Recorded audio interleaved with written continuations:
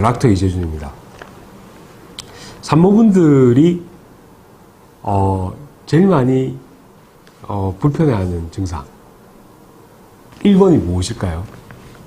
저는 외래에서 봤을 때는 질염이라고 생각합니다.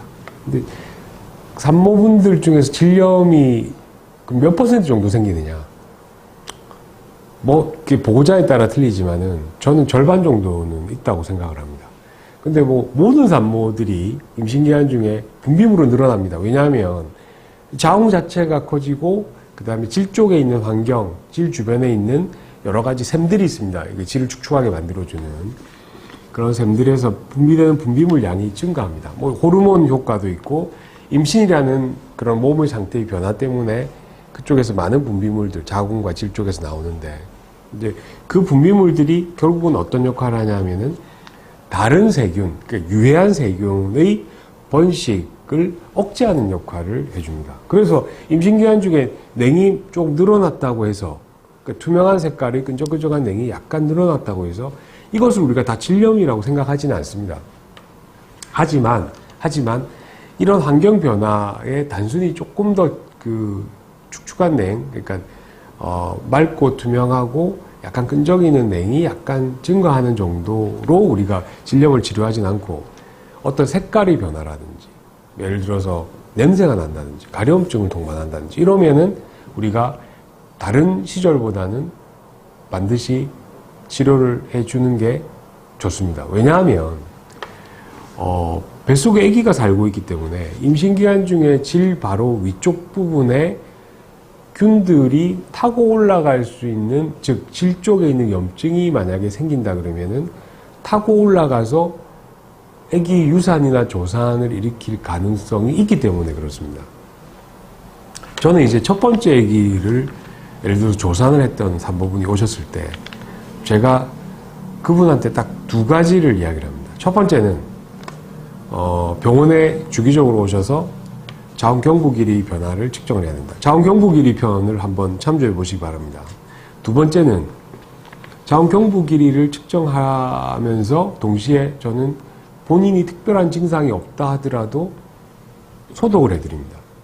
그 이유는 우리가 원인을 잘 알지 못하는 조기진통, 조산의 상당 부분 원인이 질 쪽에 있는 염증이기 때문에 그렇습니다. 그래서 자궁 경부 길이를 보면서 그 다음에 병원에 산전지차를 하러 초음파 보러 오셨을 때 제가 소독하는 것만으로도 첫 번째 아기가 조산이었던 산모분들이 두 번째 때 조산이 되지 않는 경우가 많이 생기기 때문에 그 굉장히 큰 역할을 하거든요. 그래서 제 생각에는 첫 번째 아기가 조금 일찍 나왔다. 그런 산모분들은 반드시 본인이 아무런 증상이 없다 하더라도 병원에 가셨을 때 담당 선생님께 전화 한번 소독해 주세요 이렇게 꼭 말씀하시기 바랍니다. 그래서 이때 임신기간 중에 그러면은 뭐 다양한 종류의 어떤 질염들이 생깁니다. 세균성 질염, 곰팡이, 트리코모나스 뭐 이렇게 등등 여러 가지 생기는데 아까 분비물이 증가하고 그래서 나쁜 균들이 자랄 수 있는 환경이 된다라고 하는데 그거에 플러스해서 이제 보통은 질 쪽에 있는 환경이 이제 바뀌게 되는 거죠. 보통 우리가 질 쪽에 있는 환경이 급격하게 바뀌는 시기가 몇 시점이 있습니다. 예를 들어서 학생이 초경을 했을 때 그때부터 질 쪽의 환경이 바뀌죠. 그 다음에 생리와 배란 시기, 그리고 임신과 출산, 그 다음 모유수유, 갱년기나 폐경기 이렇게 이제 질 쪽의 환경이 바뀌는데 특히 임신기간 중에는 아무래도 이제 질 쪽에 살고 있는 좋은균들, 우리가 보통 73, 64 이렇게 이야기하거든요. 좋은균이 7이면 나쁜 균이라고 말하기는 그렇지만 평상시에는 별다른 일을 하지 않고 있다가 나쁜 역할을 하는 질 쪽에 살고 있는 균들이 한 30% 된다고 생각하시면 됩니다. 요 30% 되는 균들이 질의 환경이 바뀌는 요 세를 틈타서 좋은 균들이 약간 물러나면 자라게 되는 거죠. 자라면서 질 쪽에 있는 환경을 틈타서 질염을 만드는 것이죠. 문제는 이제 질 쪽에 살고 있는 균이 단순히 몇 가지 종류가 아니라 수백, 수천, 수만 가지가 있기 때문에 얘네들 중에서 즉 평상시에 아무런 역할을 하지 않고 있는 균들이라 하더라도 얘네들 중에서 많이 자라게 되면 이 자란균들이 애기 조산이나 유산을 일으킬 수 있는 균으로 역할을 할 수도 있기 때문에, 그래서 단순히 냉이 늘어나는 게 아니라 냄새가 난다든지 가렵다든지 또는 뭐 냉의 색깔이 조금 뭐 이상하다든지 이러면은 반드시 임신기한종의 담당 선생님과 상의하셔서 무슨 균인지 확인하시고 치료를 하시는 게 저는 맞다고 생각을 합니다. 끝으로 이제 뭐 제일 걱정을 많이 하시는 게 뭐 질염이 생겼을 때 우리가 주사나 약 같은 거를 임신기한중 잘 쓰지를 못하잖아요. 그래서 뭐 병원 가봐야 주사약도 안 주는데 내가 뭐 치료가 되겠냐. 하지만 질염의 치료 중에서 가장 중요한 치료가 소독입니다.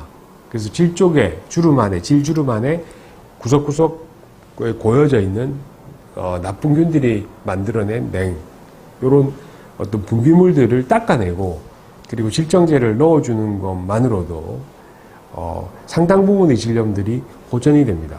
그리고 치료를 하고 있는 경우에 완벽하게 낫지 않는다 하더라도 숫자가 아무래도 나쁜 균들의 숫자가 줄어들겠죠. 그래서 애기한테 영향을 줄 가능성이 희박해지죠.